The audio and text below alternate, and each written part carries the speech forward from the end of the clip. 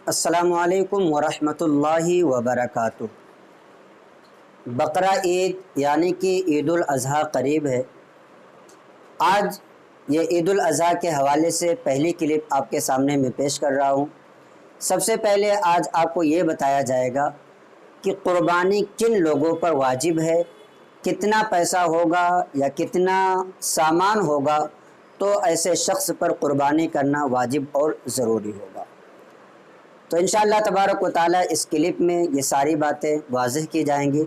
आप जिस भी तबका से ताल्लुक़ रखते हैं, चाहे आप मज़दूर हों, चाहे बिज़नेसमैन हों, चाहे आप खेती करते हों, हर तरह के लोग इस वीडियो को देखें, इसलिए कि बहुत सारे लोग लाइल्मी की वजह से गुनाह में मुब्तला होते हैं।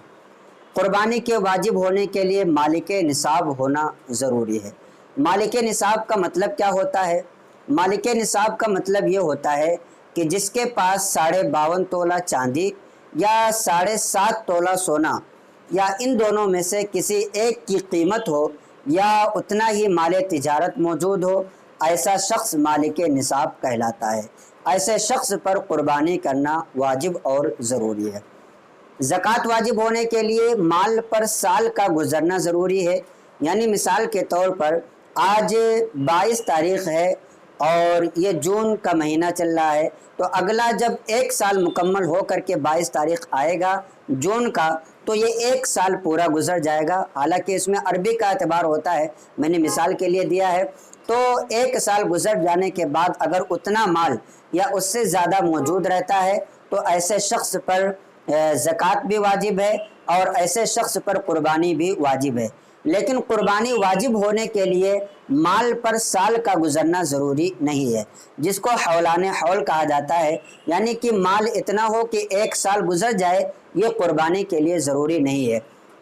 तो अगर किसी शख्स के पास बकरा ईद के दिन ही, चाहे वो पहले के दिन आ जाए या दूसरी बकरा ईद को आ जाए या तीसरी बकरा ईद को सूरज गुरूब होने से पहले पहले अगर किसी के पास इतनी दौलत आ जाए जिससे 52.5 तोला चांदी ख़रीदा जा सकता है या उसके पास उतना माल तिजारत हो, तो ऐसा शख्स मालिक निसाब है और उस पर क़ुरबानी करना वाजिब और ज़रूरी है।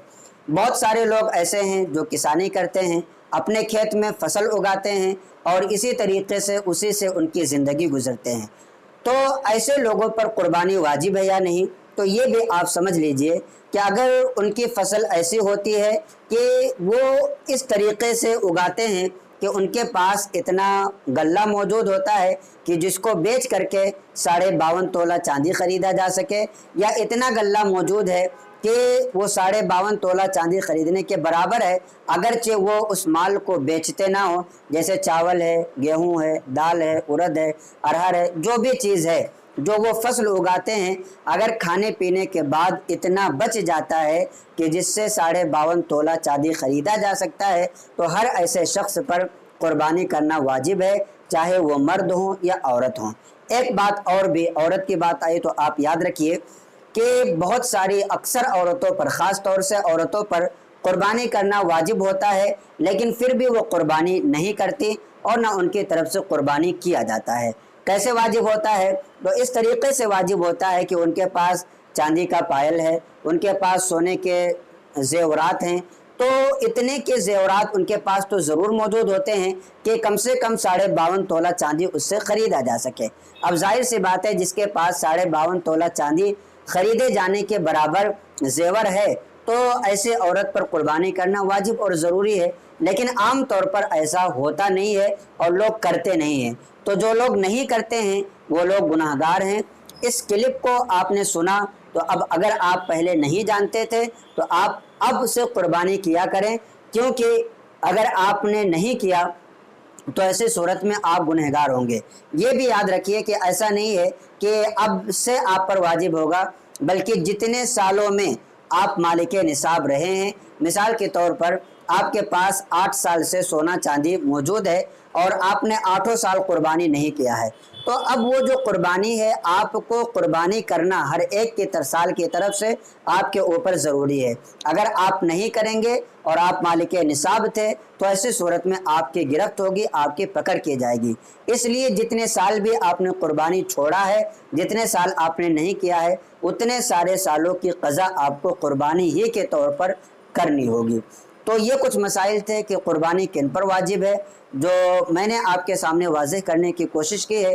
اگر آپ کو قربانی کے حوالے سے اور بھی سوالات ہوں تو آپ کمنٹ کریں، انشاءاللہ تبارک و تعالی ان تمام سوالات کے جوابات جلد سے جلد دینے کی کوشش کی جائے گی۔ السلام علیکم ورحمۃ اللہ وبرکاتہ۔